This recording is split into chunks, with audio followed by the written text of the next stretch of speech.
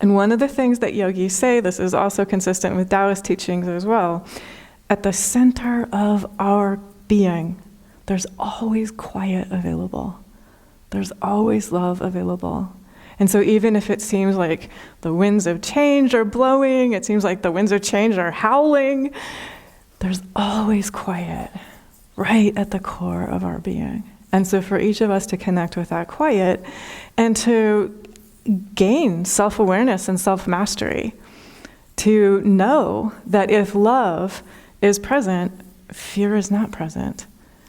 And so it's also just your reminder, if you become aware of an invitation to enter into the feeling of fear or reactivity in any way, it's just a reminder. It's just a cue that the divine is giving you to step back into that flow of love and that dedication to being of love.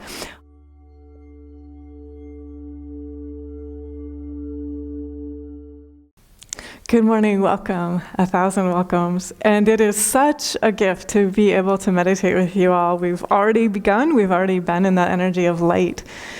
We're meditating on heaven on earth, create our own heaven.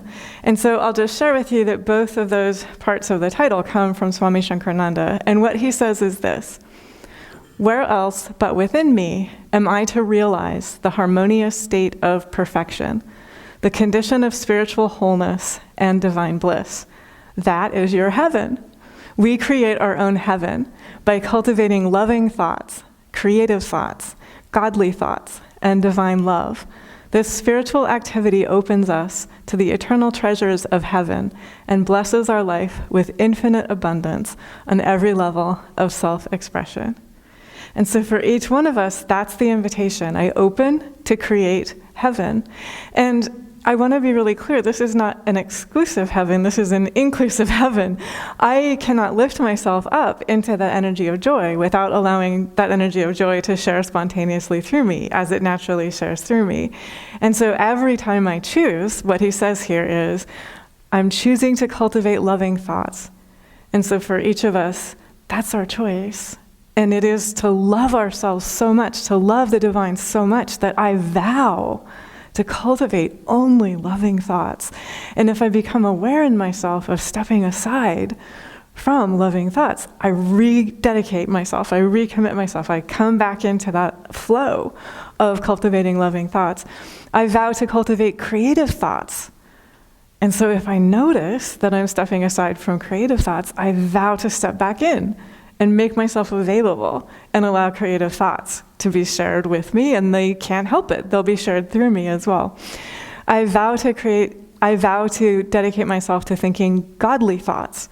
And so I vow to allow the divine to think through me the way that the divine can only think through me. I vow to let the divine speak through me the way that the divine can only speak through me. I vow to let the divine make choices through me and act through me in the way that the divine can only do that through me.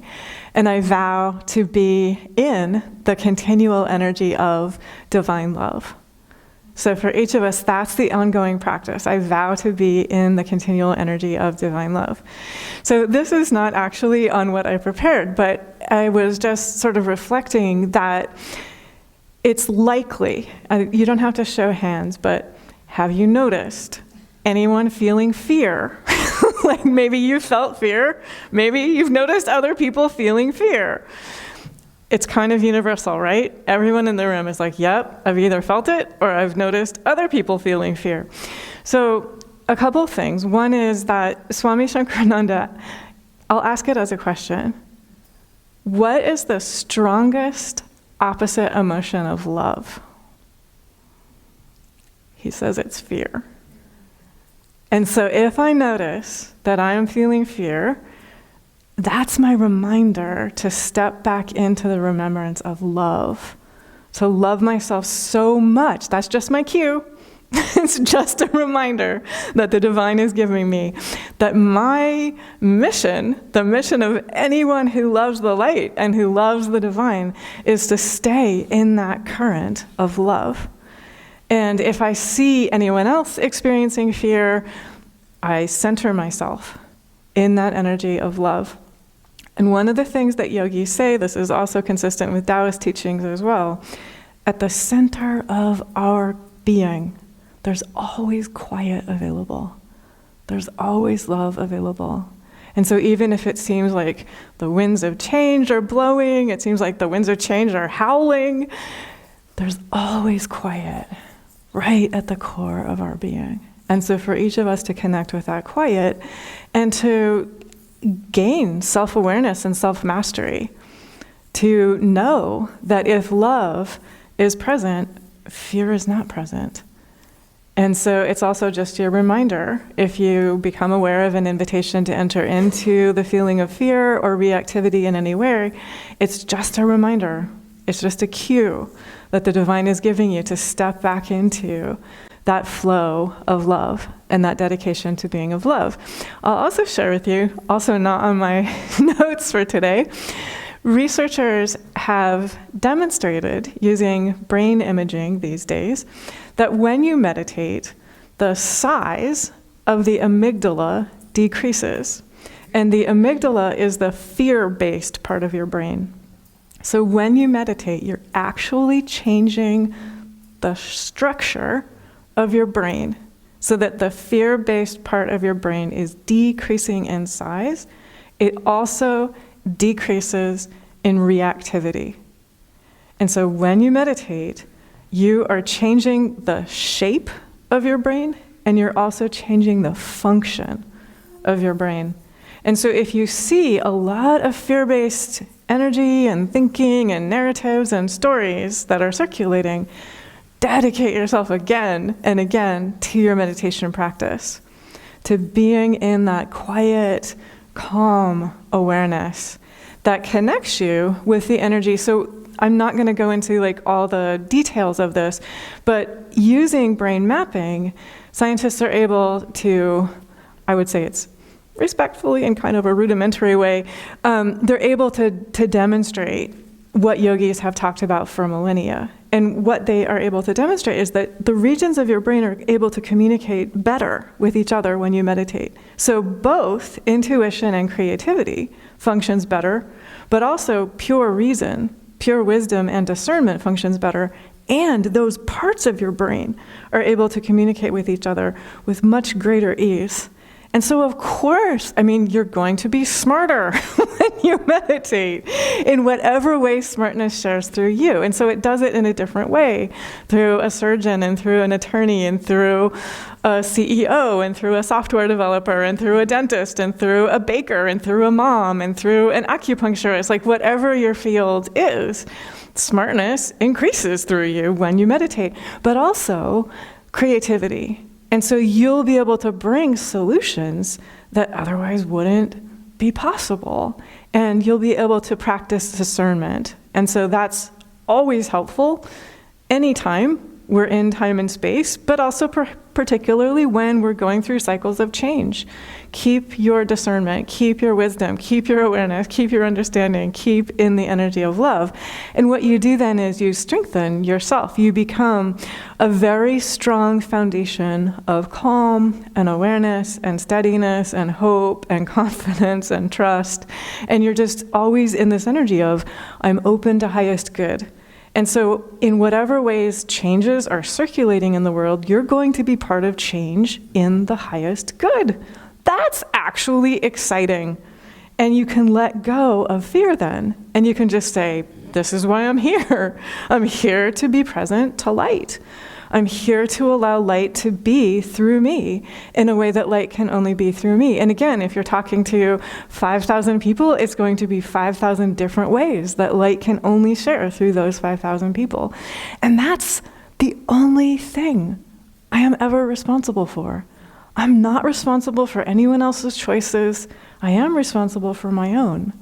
And I am responsible for opening my heart and allowing the divine to fully share through me. If I'm doing my part, that's good. And then I can surrender. I can live gloriously, feeling free and feeling connected with lasting joy and lasting happiness and lasting satisfaction and fulfillment, independent of what other people are choosing. They're free as well to make their own choices. And so this gives just an incredible clarity and an incredible ability to navigate with wisdom and courage and strength and skill, whatever there is to navigate in time and space.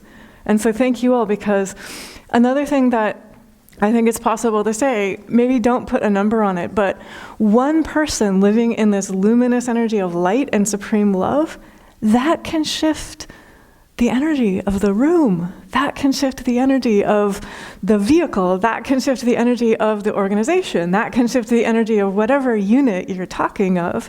And so it has this incredibly beautiful effect that goes out beyond you as you choose meditation, as you choose to reduce the fear-based part of your brain and to just be steady and joyful and constant in allowing the light to share through you in the ways that the light are optimally able to share through you.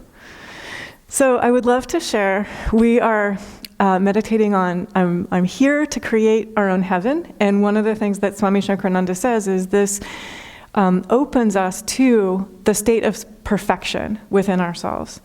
And so what we're doing is we're allowing the divine to be perfect in us and through us and as us. I know that when you practice self-examination, it's easy to be aware of all of your faults. And so this is, you're practicing self-awareness. You're saying, yes, those are there. And deeper than that, divine perfection is here. And so I choose to go deeper, and I choose to allow this divine perfection to unfold through me. This expresses itself in different ways in different teachings, but from the Bhagavad Gita, chapter 9, verse 18, the divine says, and this is the divine speaking to each of us, I am the way and the goal, the preserver, the master, the witness, the abode, the refuge, the friend. I am the origin, the existence, and the liberation. I am the imperishable seed of all and their eternal perfection. And so when you connect with the divine within yourself, you're connected with your origin, and you're also connected with your own perfection. And when you remember your own divine origin and perfection, then you're able to exercise what Swami Nityananda called laser vision. So sometimes when you're looking with human eyes, it requires laser vision to look deeper than anything, to see the divine origin and the divine perfection that is in all beings. So take every opportunity, cultivate laser vision, be in contact with the divine origin and the divine perfection within ourselves and within all beings. What happens then is we become able to deal with ourselves, whatever our experiences are and whatever our human emotions are. And so I'm about to share a story from St. Francis, which is universal. So I know he lived a long time ago, and the story that I'm about to share is universal. It's very applicable to today. And so the story is that his eyes were so afflicted and they experienced so much pain that for 60 days he couldn't look at daylight and he couldn't even look at firelight. His eyes were in so much pain. And there was a moment when he felt pity for himself. And so that's interesting too. I'll come back to that in just a moment. And he asked the divine, can you please help me be patient? Can you please help me be patient with this pain that I'm feeling, with this affliction that I'm feeling? And the divine said to him, what would you say if I told you that a treasure is yours that is worth more than anything in the world? And St. Francis said, I would say, that's good. I would welcome that. That's remarkable and very welcome. And the divine said to him, rejoice, be as secure as if thou wert already in my kingdom. And so the divine security is available to each of us. And I want to just tell you the next thing that happened was the next morning Francis got up and he meditated. Nothing externally had changed. His eyes were still afflicted. They couldn't look at daylight. They couldn't look at firelight. What had changed was his self-pity was gone. And after he meditated, he wrote the Canticle of the Sun. And it is a paean of praise. It is a love song to the divine in the form of every good and beautiful thing that we see in this earth. And just a couple of lines. Praised be you, my Lord, with all your creatures, especially brother sun, who is the day, and through whom you give us light. His physical eyes were not even able to look at the light. And he was able to see clearly with inner sight. And so for each of us, we are invited, go deeper than pain, go deeper than self-pity, go deeper than impatience with ourself, go deeper than impatience, like if we're feeling impatience with our physical vehicle and what our physical vehicle is going through, or we're feeling impatience with our human emotions, or we're feeling impatience with our human thoughts and our energy patterns, or what we're experiencing in time and space, go deeper. Let go of identifying with the pain. Let go of identifying with the self-pity. Let go of the impatience. Another thing, it's not quite the word that's used here, but it's implicit. Let go of self-judgment. Let go of judgment of others. And then another line from that St. Francis wrote, "Praised be you, my Lord, through sister moon and the stars. In heaven you formed them, clear and precious and beautiful." And again, he couldn't look at the light. Even firelight was too strong for his eyes when he was writing this particular poem of praise. And it's become a hymn, it's become a song, and it's not possible to read it without just feeling so much love for the divine as the divine expresses in the sun and the moon and the stars and the earth and the planet and all of the beautiful, true, good human hearts who are here. And so for each of us, that is our invitation. If I am feeling sorry for myself, he was honest about it. He said to the divine, he had a conversation with the divine, the way he would have a conversation with a friend. He said, "Divine grace," that's my word for the divine. "Divine grace, I'm feeling sorry for myself. I'm feeling pity for myself. Can you help me be patient? Can you help me not judge myself? Can you help me not be frustrated with myself? Can you help me not be frustrated with what I'm experiencing or with what I see others experiencing?" And then he listened. And the divine said to him, I want to find the exact phrase.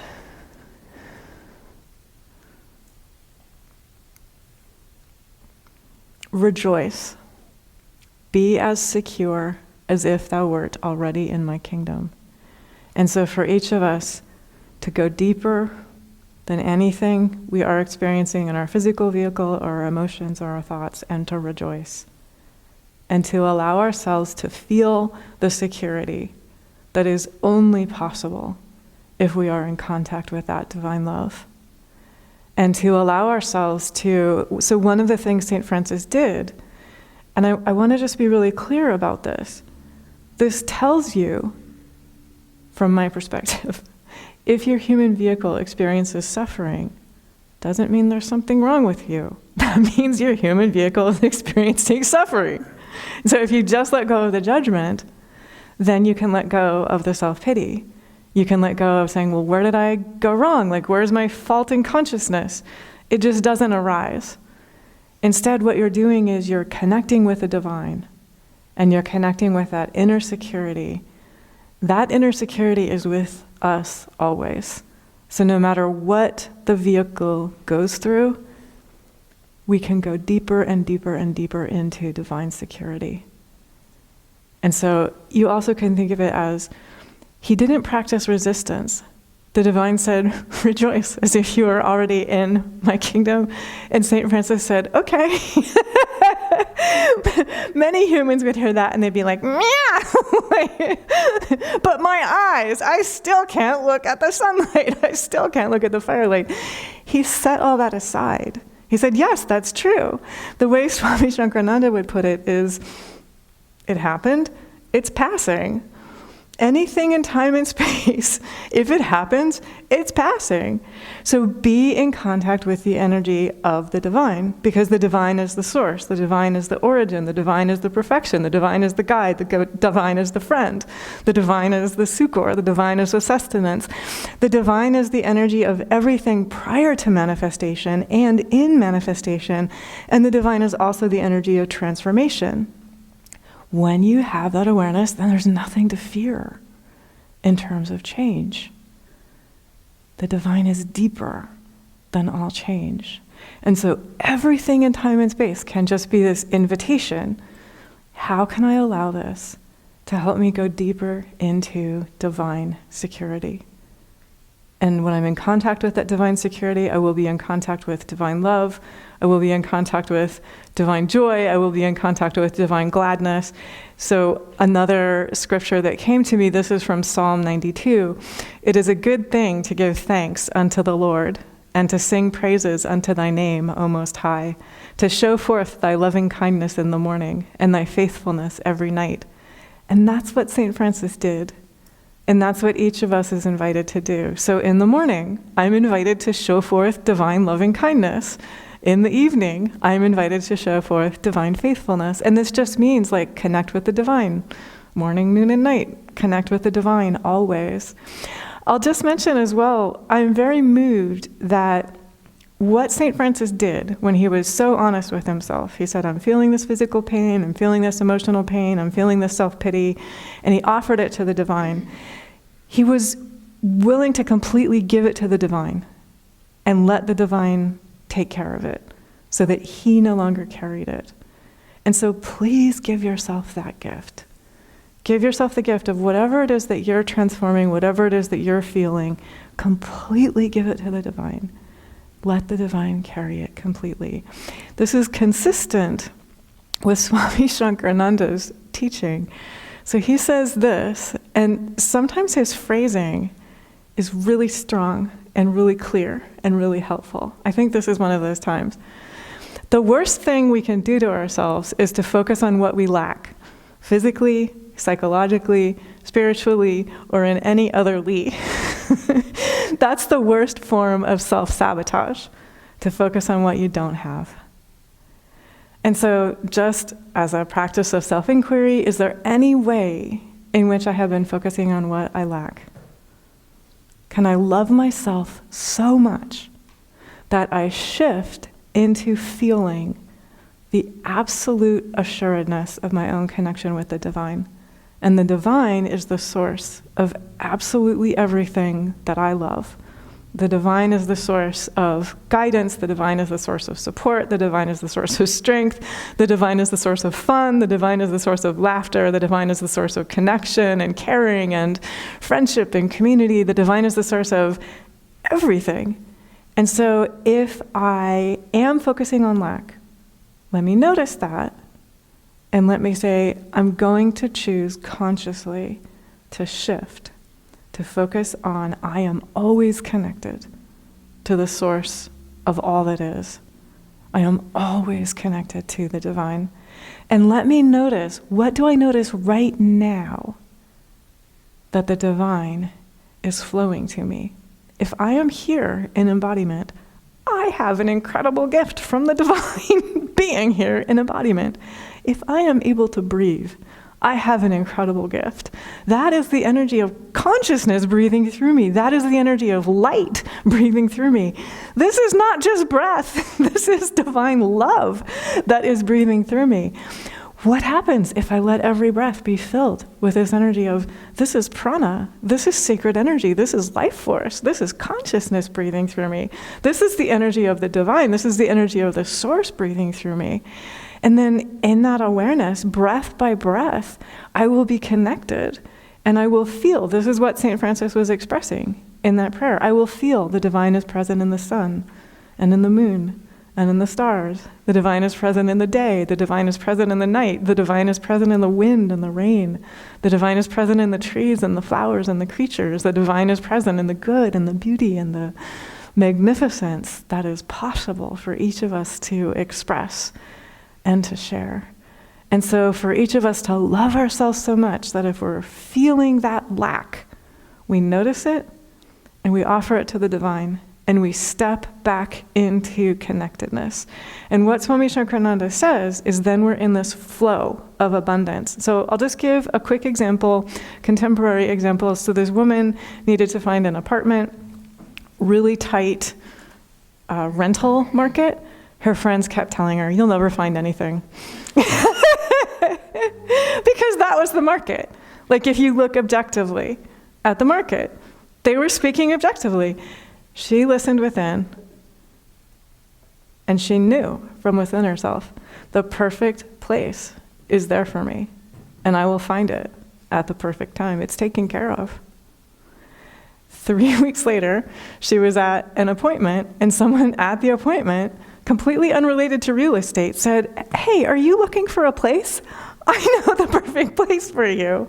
And it turned out to be the perfect apartment for her. And so for each of us to know where I am placing my focus and my attention and my energy, the choices I am making right now, that helps create what comes next, moment by moment and step by step.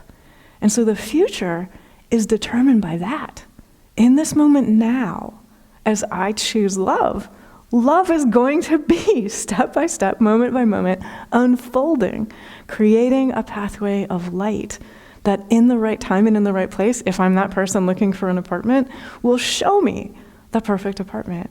And so for each of us, whatever solutions we would love to find, connect inwardly with that quiet and with that clarity and that knowingness, that support.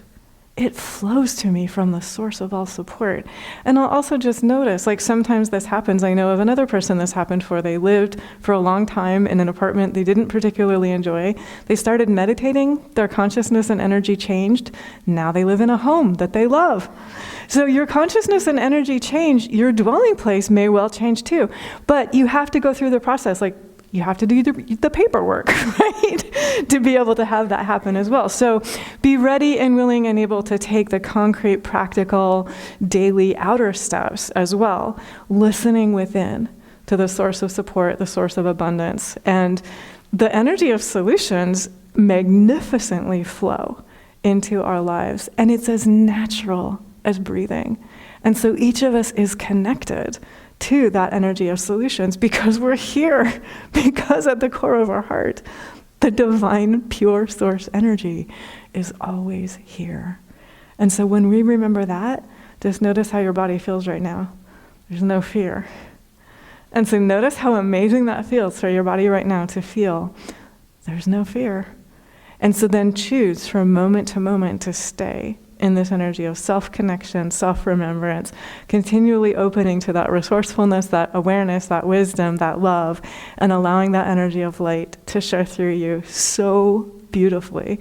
And when you do that, you bless yourself, and the blessings radiate through you. You bless all.